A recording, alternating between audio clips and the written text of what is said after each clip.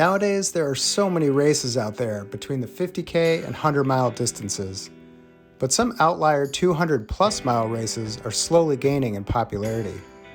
Here I'll focus in particular on the Tahoe 200, Bigfoot 200, and Moab 240 from Destination Trail, and the newer Cocodona 250 from Viper Running.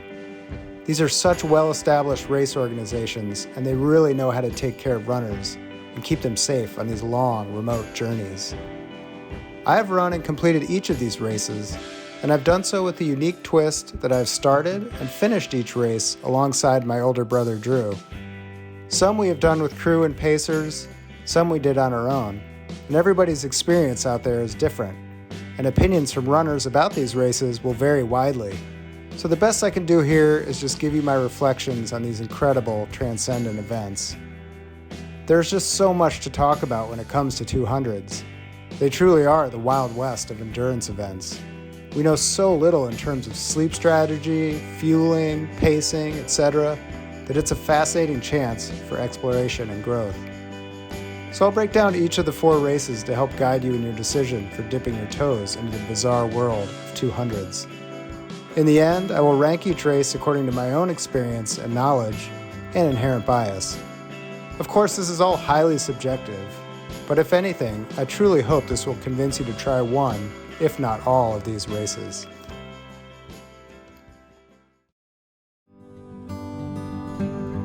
Up first, Tahoe. I love Tahoe. It's so common with ultras to finish a race and say, "I'll never do that again." But we knew as soon as we finished this race that we wanted to do it again. So let's get into why. First, the course, and this includes things like scenery, terrain, weather, and so on. So the race was moved from September to June due to consistent issues with wildfires. As a result of the Caldor fire in 2021, which canceled the race, this year's edition was an out and back, 100 miles in the clockwise direction from Homeward, California, to the Heavenly Ski Resort in southeast Nevada, predominantly along the Tahoe Rim Trail. An out and back may not seem appealing at first, but most of the sections we hit at night on the way out, we saw during the day on the way back. Tahoe in June is just spectacular. You will likely be treated to a little snow, some cooler weather, and short nights with nearly full moon conditions. And hopefully next year will be the full 205-mile loop around the lake. The standard loop course has roughly 40,000 feet of gain, so it's a proper mountain race. This is also a consistently high altitude race, entirely between 7,000 and 9,000 feet of elevation. But it's not a Leadville or a Hard Rock. Coming from sea level, I didn't find the altitude to be too much of a problem. Maybe I was just distracted by the beauty of the course. The scenery is truly incredible. You'll be treated to high alpine lakes, mostly non-technical trails, and huge, sweeping vistas. Okay, moving on to logistics. Flying in from the East Coast, Tahoe was an easy 45-minute, pretty beautiful drive from the Reno airport. The area has tons of accommodations near the start-finish line, plenty of grocery stores, Airbnbs, etc., but Tahoe is on the pricey side. There are also really nice beaches, and it's a great race for runners that want to bring their families. In terms of crewing, it is by far the easiest of the 4 races. We had crew for Tahoe, and granted, it was the out and back year. The farthest aid station for crew was less than an hour drive from where we were staying. So they were able to get tons of rests and enjoy the town. Also, if you stick around till the following Saturday, you can catch Western States in person. The last thing to keep in mind is that Tahoe is a lottery, so you may not get in on the first try. Lastly, I'll talk about difficulty. Tahoe is a logical choice for choosing the first 200, since most would agree it is quote-unquote the easiest, but it's definitely not without its challenges. My brother and I both live at sea level in pretty flat areas, and this race is at altitude and is anything but flat. It has some very steep uphills, and the long downhills can really beat your legs up. Also, this year's race had an unusually high DNF rate for a 200. Though it's still unclear as to why, it seems that the prevailing issue was the usual dust and altitude, combined with the fact that there was so much pollen since mid-June is wildflower season. Both my brother and I had some coughing issues, and we came across several runners that were having serious breathing problems combined with major coughing. Having said all that, it is the least technical and always has the fastest finishing times of all 4 of these races. Also, the weather is generally spectacular, but it is a mountain race, so you can definitely get some high winds and the occasional snowstorm on one peak and an intense sun with hot temperatures on the next.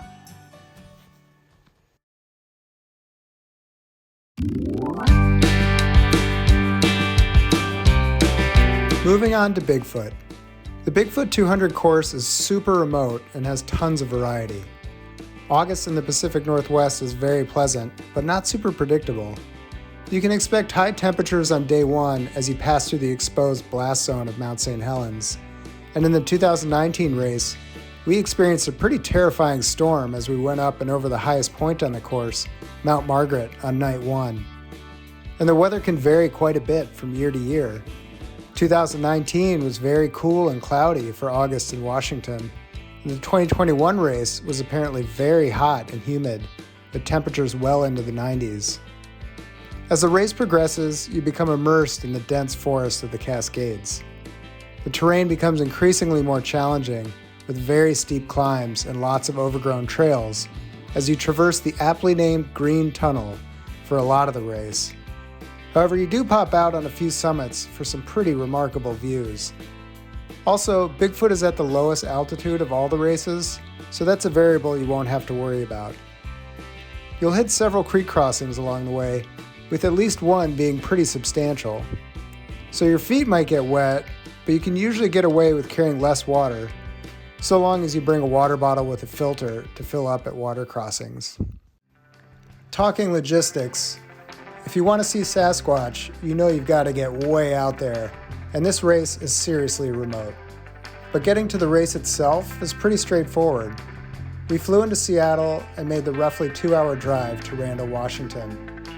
This is a point-to-point race where you take a shuttle to the start line on race morning and finish the race back in Randall, where your car and accommodations are, so that's definitely convenient. We had crew for this race, and it is by far the hardest race to crew. Aid stations are extremely remote and aren't for the faint of heart drivers. Our crew put a ton of miles on their car, and I think they were more exhausted than we were by the end.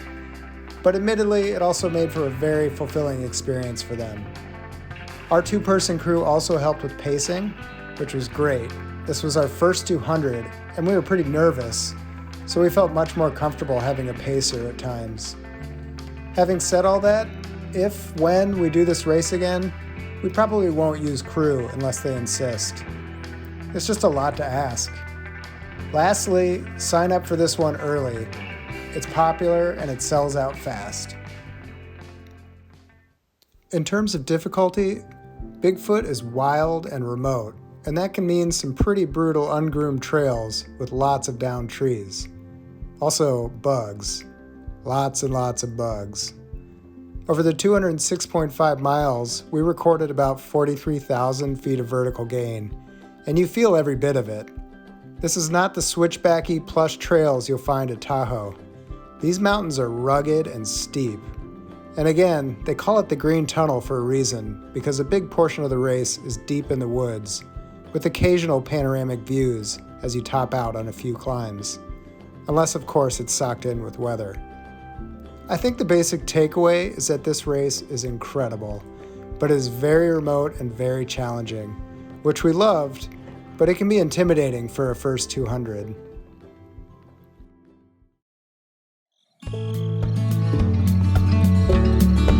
The third race I'll talk about is the Moab 240.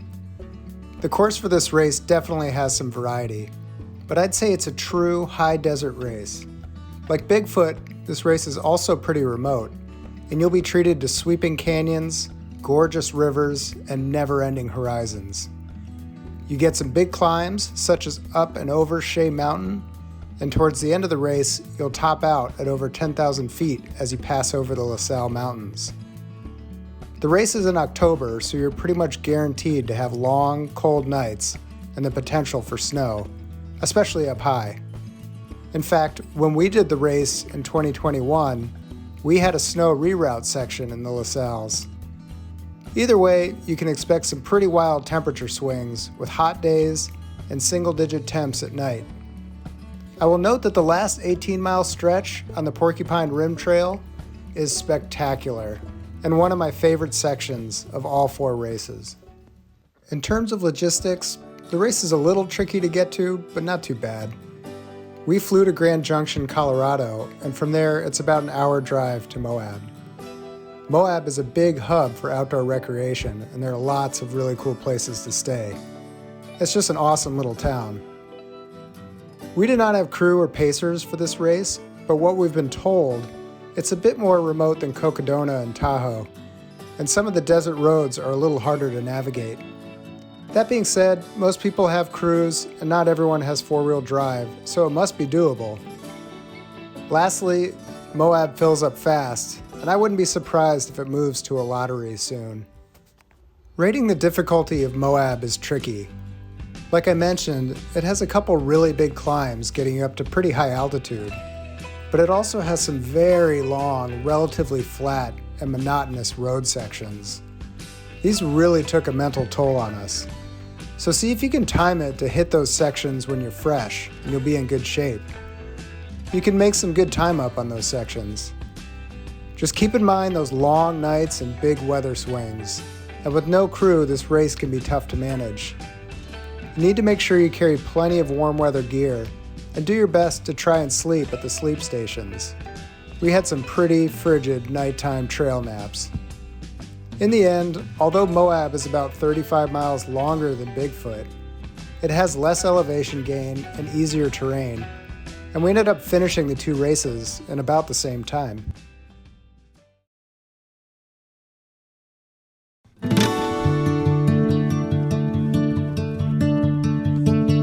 Finally, Cocodona.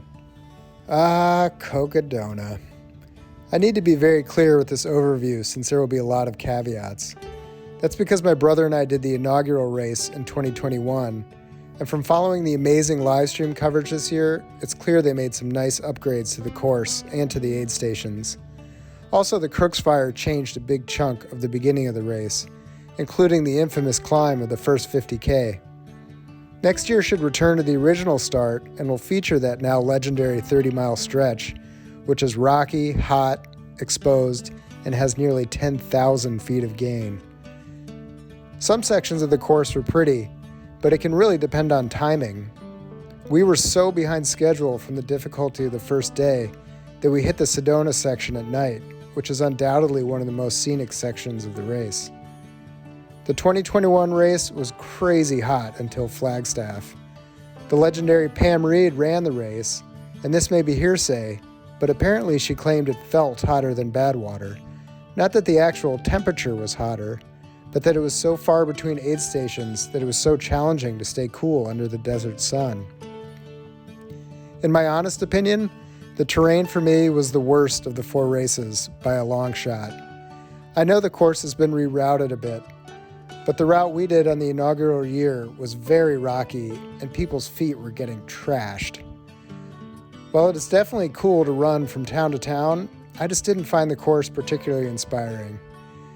There's a beauty to the Bradshaw Mountains and the Coconino Plateau near Flagstaff, but some sections were just long slogs. For us, the climb up Mount Eldon at mile 248 was incredible and the real highlight of the race. Logistics-wise, Cocodona is pretty great.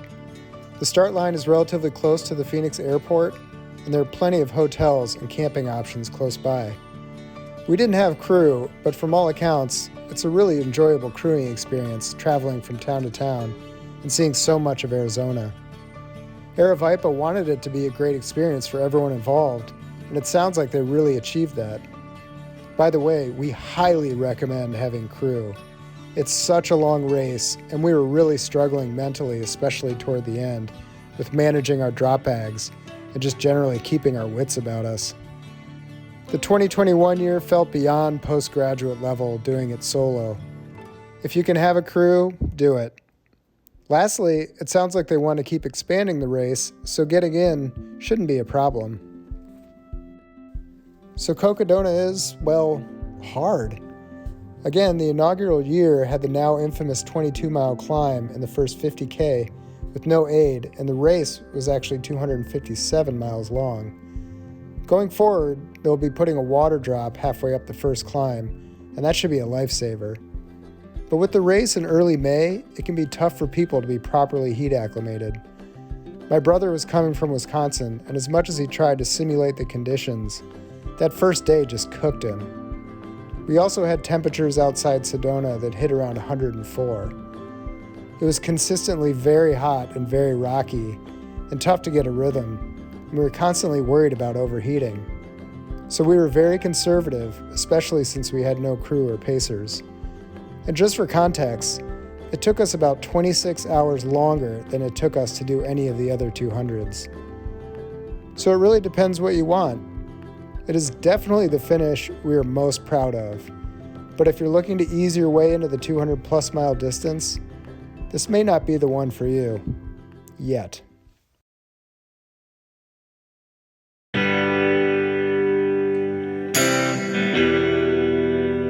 Finally, I'll conclude with my ranking of the 4 races. And this ranking is essentially just my personal recommendation for choosing a first 200. And I think this ranking would stay the same whether or not you decide to use crew and pacers. There's so many variables that could go into this, but for the sake of brevity, my ranking is based on, let's call it, the finishability of the race. Knowing what I know now, this is the order that I would do these races in, primarily based on the level of difficulty. 200 milers almost seem like an entirely different sport than ultras up to 100 miles. So I'm making the assumption that you will want to ease your way in, continue to learn, and save the biggest challenge for last. This is all highly subjective, and if you polled 4 people, you'd probably get 4 different rankings. But I'll give my reasoning for each choice. So in at number 1, Tahoe. I think most would agree that Tahoe is a great choice for a first 200 experience. The course is absolutely spectacular, with beautiful, mostly non-technical trails and incredible scenery. Tahoe is also consistently the fastest of the 4 races. It is above 7,000 feet for the entire race, but you never really get above 9,000 feet. My brother and I were selected from the lottery for the 2023 race, and we can't wait to run it again. At number 2, I'm going with Moab. Again, my brother and I finished Moab and Bigfoot in about the same time, even though Moab is 240 miles. It has a lot of very runnable sections and only a couple major climbs. There are big temperature swings, and October brings long, cold nights in the Utah desert. But the terrain allows you to keep making steady forward progress. Number 3 for me is Bigfoot. Bigfoot is an all-around epic race. We found it so cool to be that far from civilization, and it makes for such a great adventure being that far out in the Cascade Mountains. It's also at low altitude, and the aid stations are fantastic. But the race is very challenging. There are some never-ending climbs with little to no switchbacks, and the trails are rugged and tough, so it can be very slow going at times. So that leaves Cocodona at number 4. Even with the new course changes in place since my brother and I ran the inaugural race in 2021, Cocodona is very, very difficult. The terrain can be extremely rocky, and it's super challenging moving under the desert sun for that many days. It's an incredible adventure, and one that I highly recommend, but the race is 250 miles long, and pretty much guaranteed to take 12 to 24 hours longer than any of the previous 3 races. The negative effects of sleep deprivation are not linear, and that much extra time adds a whole new layer of difficulty. So hopefully this rundown has been helpful, and I truly hope I've convinced you to try at least one of these races. I promise you won't regret it.